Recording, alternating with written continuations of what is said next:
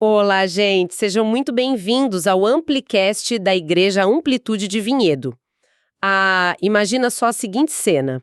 Alguém que é muito próximo de você consegue aquela promoção dos sonhos, sabe? Ou compra a casa perfeita. Aham, e você dá aquele sorriso de parabéns? Exato. O sorriso aparece ali no rosto, mas lá no fundo o estômago dá aquela revirada. Tipo, por que a vitória do outro às vezes soa como uma derrota pessoal pra gente? Nossa, essa é a grande questão, né? E, bom, é exatamente por isso que o nosso papo de hoje vai focar num negócio bem desconfortável.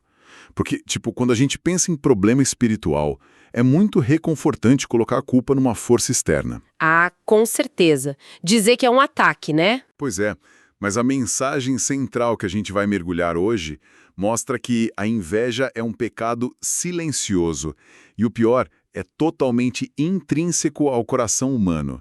Quer dizer, não é um espírito demoníaco agindo ali de fora, sabe? É uma falha que nasce na nossa própria natureza mesmo. Nossa, é pesado isso. Mas para aí, vamos tentar entender a mecânica da coisa. Porque tem uma diferença bem prática entre cobiça e inveja, né? Por exemplo, se eu vejo o carro zero do meu vizinho e eu fico querendo um igualzinho, isso já é inveja? Então, na verdade não. O livro Vícios Esplêndidos faz uma distinção que é cirúrgica nessa parte. Querer o carro do vizinho é cobiça. Ah, tá.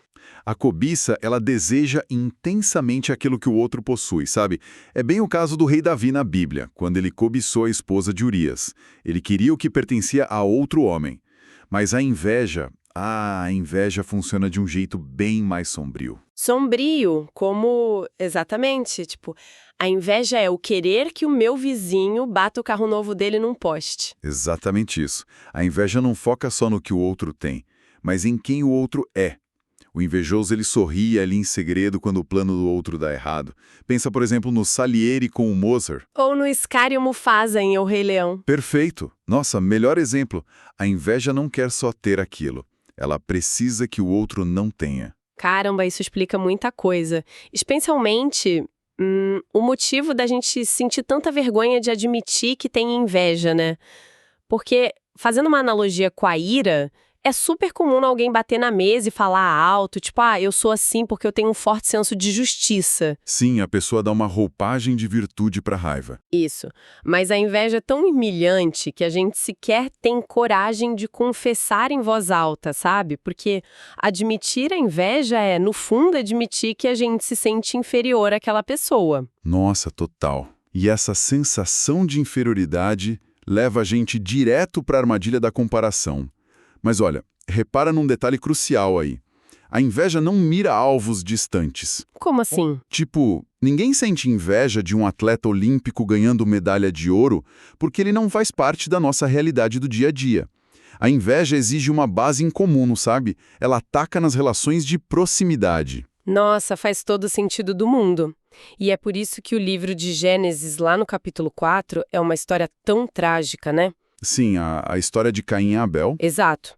Caim não sentiu inveja de um rei de outro país. Ele invejou o próprio irmão, o Abel. O sucesso da oferta de Abel destacou o que o Caim percebia como o fracasso dele mesmo. Certíssimo. E o Caim ficou tão cego, mas tão cego por esse sentimento de comparação, que ele simplesmente ignorou a bondade e a correção do próprio Deus. É que a inveja, ela destrói a nossa percepção da realidade. E, bom, se a inveja se alimenta da proximidade, o nosso ambiente moderno hoje é um campo minado, né? A gente carrega uma máquina de proximidade no bolso o tempo todo, que é o celular. Nossa, o Instagram que o diga, né? Nossa, sim. Tem até aquele exemplo memorável do sermão sobre a ilusão do Instagram, aquela influenciadora que arruma a luz perfeita, chora de um jeito esteticamente impecável na câmera só para gerar empatia. Mas que na vida real a história é bem outra. Pois é.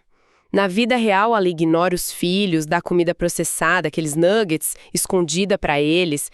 É muito louco pensar se essa falsa perfeição das redes sociais não está arrastando a gente exatamente para o mesmo campo de amargura onde o Caim destruiu Abel, sabe? Olha, essa é uma provocação super necessária hoje em dia. A gente está medindo vidas reais com as réguas totalmente irreais.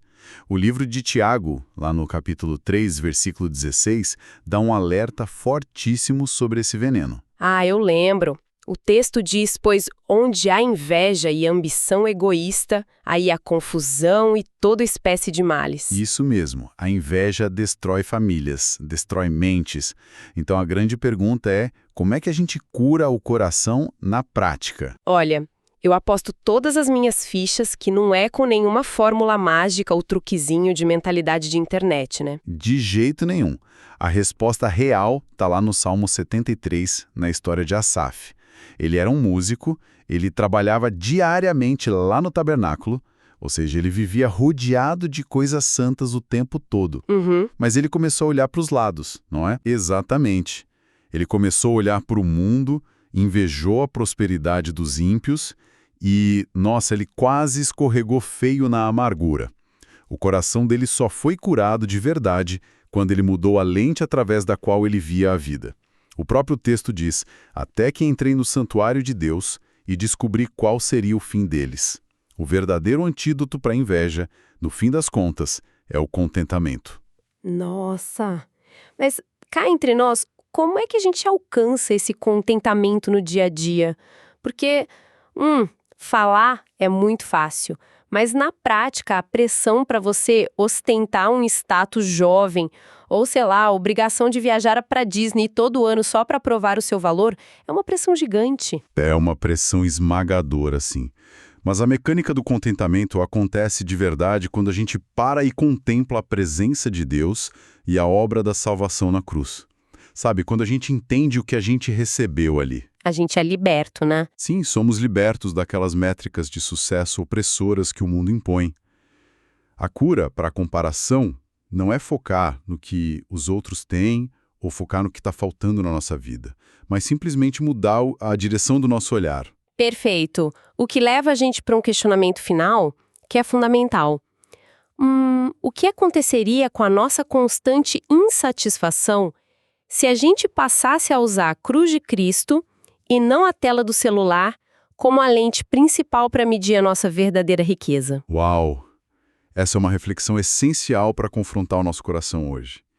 E, bom, com esse pensamento a gente encerra a nossa mensagem de hoje. Exatamente. E para que essa reflexão continue ecoando aí na sua semana, não esquece de seguir a gente no Instagram, no @AmplitudeVinhedo, e também acompanhar a gente no YouTube, é só procurar por Igreja Amplitude Vinhedo. Muito obrigada pela companhia, um grande abraço e até a próxima.